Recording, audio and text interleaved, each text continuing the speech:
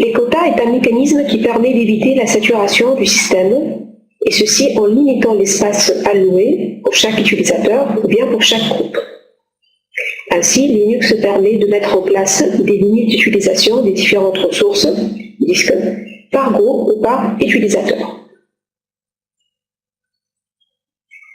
Les quotas peuvent être définis par partition, et pour être mis en place, il faut disposer d'un noyau activant la prise en charge des systèmes de quotas.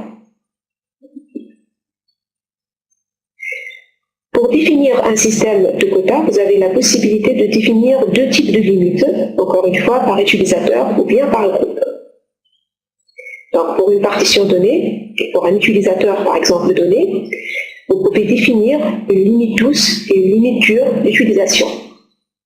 La limite douce ou encore soft limit est une limite indiquant la quantité maximale d'espace qu'un utilisateur peut occuper sur le système de fichiers. Dès que cette limite est atteinte, l'utilisateur va recevoir des messages d'avertissement à chaque fois qu'il crée de nouveaux éléments.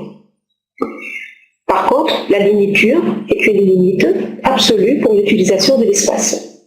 L'utilisateur ne peut pas dépasser cette limite, et arrivé à cette limite, l'écriture, autrement dit la création de nouveaux éléments sur ce système de fichiers, deviendra interdite.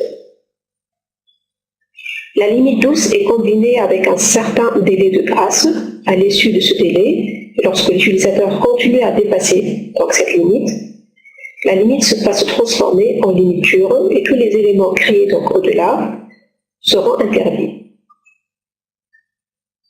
Notez que la limite douce ou bien dure pourra s'exprimer en taille, autrement dit donc en espace disque, ou bien en nombre d'inodes que l'utilisateur pourra créer.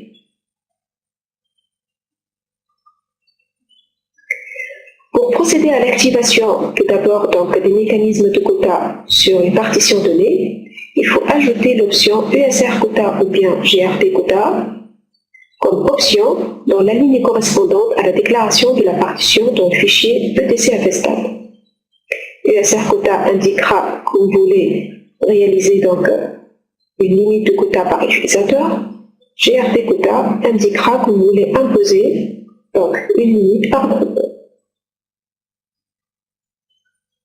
La commande quota check avec les options -AV, U et G permet de vérifier la cohérence des informations des quotas. En plus, elle permettra, lors de la première utilisation, de créer des fichiers quota.use et quota.group qui vont être généralement stockés à la racine du système de fichiers pour lequel vous créez le mécanisme de quota et dans lequel seront stockées les informations de quota. Une fois que vous avez déclaré les options ESR quota ou bien GRP quota dans le fichier etc fstab, exécutez la commande quota on pour activer le mécanisme des quotas sur la partition voulue. Une fois le mécanisme des quotas est activé avec succès, vous pouvez maintenant modifier et gérer donc les quotas associés à un utilisateur ou bien à un groupe en utilisant la commande add-quota. Ainsi, la commande add-quota avec l'option -u suivie par le nom d'un utilisateur permettra à l'utilisateur root d'accéder donc à un éditeur dans lequel il pourra éditer les différentes quotas, les limites essentiellement souples et dures, associées à l'utilisateur donné en paramètres.